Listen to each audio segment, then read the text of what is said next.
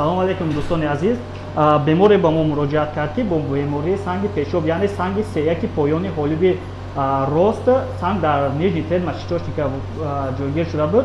мо баъд аз ташхис таҳлилҳо гузаронидем ва дидем ки дар бемор уретрогидронефрози дараҷаи якум аз тарафи рост ҷойгир аст. мо беморро ба ҷарроҳӣ гирифтем ва дидем ки ҳангоми бо уретроскоп даромадан дидем ки тангшавии наи пешобгузар, яъне структура уретра вуҷуд дорад дар пенилни адел.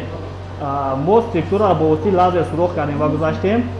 Пешобдон тоз буд ва дар вақти гузаштан ҳоло мебинем структура аз пеши ба мачитошник дохил мешавад ва дидем ки мачитошник низ структура дорад, яъне враждёни аномалия. мо структури мачитошникро низ сурох карда сангро гирифтем ва бо воситаи лазер литотрипсия кардем. ҳоло боша стендро мегузорем барои бартараф кардани уретрогидронефроз ва оянда ин бемор ҳатман бояд структура уретраро ҷарроҳӣ гузаронад. Раҳмат.